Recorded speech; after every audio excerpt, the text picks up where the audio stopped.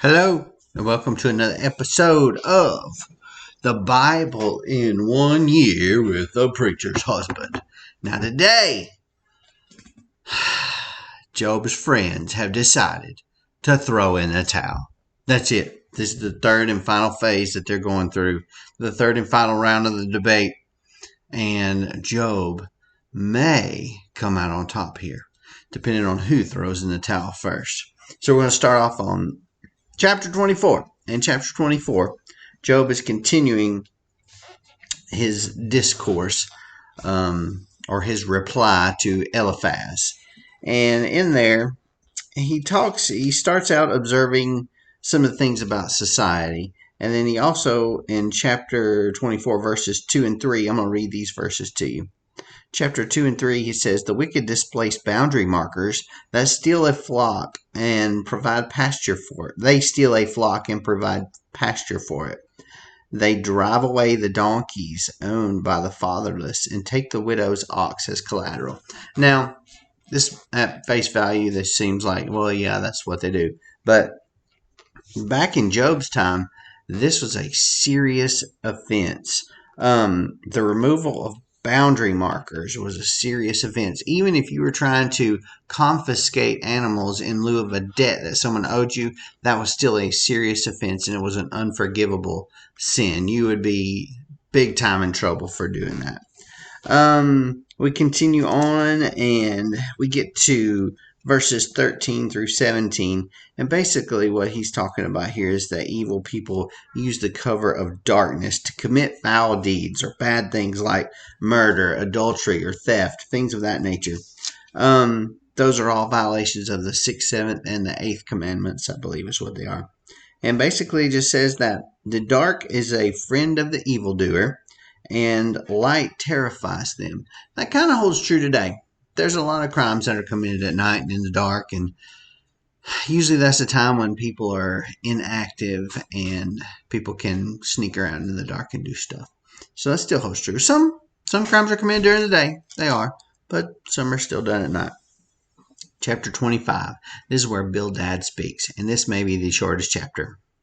It may be the shortest chapter of Job at all. And basically Bildad comes in and says, he sums up what his friends have already said and what he's already said and restates his stance against Job. And he leaves with a series of rhetorical questions that were implying negative answers to Job. And then, of course, he restates his position again of the three friends. And then Job responds to Bildad. Job's response was very sarcastic right off the bat, I noticed. How have you helped the powerless and delivered the arm that is weak? How you have counseled the unwise and abundantly provided insight. With whom did you speak these words? Whose breath came out of your mouth? What he's saying here is that Bildad has delivered this wisdom or insight to someone who is completely unwise and unknowing, referring to himself, which is Job. And that was total sarcasm. And he says, in truth, Bildad had only repeated common knowledge, things that were just common knowledge, nothing new to him. So that's why he was sarcastic in that way. Now, what it really stood out to me was in verses 5 and 6. It says, "The departed spirits tremble beneath the waters, and all that inhabit them. Sheol is naked before God, and Abaddon has no covering." Okay, so here, Sheol, Job is referring to Sheol, saying that it was open to God's view. And here Sheol is referring to the place that wicked spirits depart to. And they are quartered in Abaddon, as it says. And Abaddon is a place of destruction. Before Sheol, when we heard this word, it was used to represent the grave or death or the time after death, where you would go to lay after you died and left this world. So I found that interesting that it was used in a different context here. Chapter 27, Job continues his discourse and he goes on about defending himself. And then we get to chapter 28, which is a hymn of wisdom. The hymn of wisdom.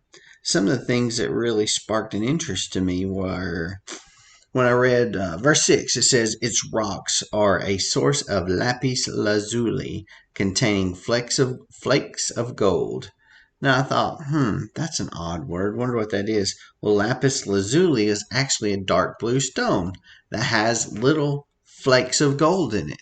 But they're not real gold. They're actually pyrite, or what we would call fool's gold today.